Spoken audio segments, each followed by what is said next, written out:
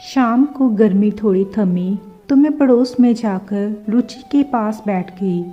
उसकी सासू माँ कई दिनों से बीमार है। सोचा खबर भी ले आऊं और बैठ भी आऊं। मेरे बैठे बैठे उसकी तीनों देवरानियां भी आ गई। अम्मा जी कैसी हैं? शिष्टाचारवश पूछकर चाय पानी पीने लगी। फिर एक एक करके अम्मा जी की बातें होने लगी, सिर्फ शिकायतें।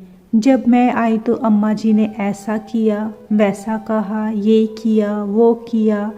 आधा घंटे बाद जब ये कहकर चली गई कि उन्होंने शाम का खाना बनाना है, बच्चे इंतज़ार कर रहे हैं, कोई भी अम्मा जी के कमरे तक भी ना गया। उसके जाने के बाद मैं रुचि से पूछ बैठी, रुचि अम्मा जी आज 1 साल से बीमार हैं और तेरे ही पास हैं।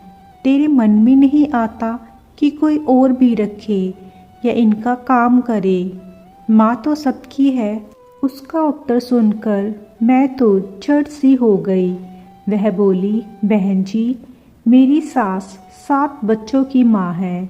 अपने बच्चों को पालने में, उनको अच्छी ज़िंदगी देने में कभी भी अपने सुख की परवाह नहीं की। सबकी अच्छी तरह से परवरिश की।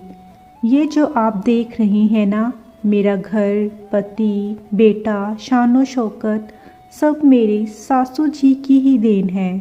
अपनी अपनी समझ है। मैं तो सोचती हूँ इन्हें क्या क्या खिला पिला दूँ, कितना सुख दूँ।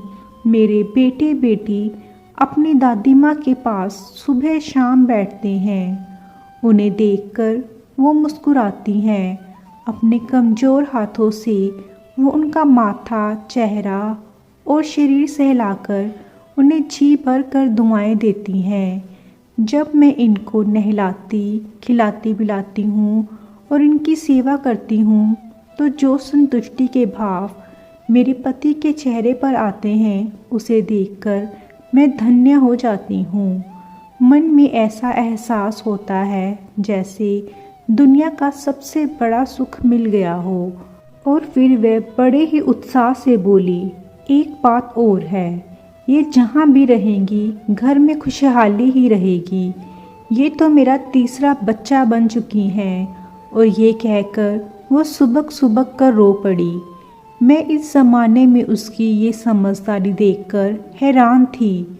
मैंने उसे अपनी छाती से लगाया और ही मन उसे नमन किया और उसकी सराहना की कि कैसे कुछ निहित स्वार्थी और अपने ही लोग तरह तरह के बहाने बना लेते हैं तथा अपनी आज़ादी और ऐशो अयाशी के लिए अपनी प्यार एवं ममता की मूरत को ठुकरा देते हैं।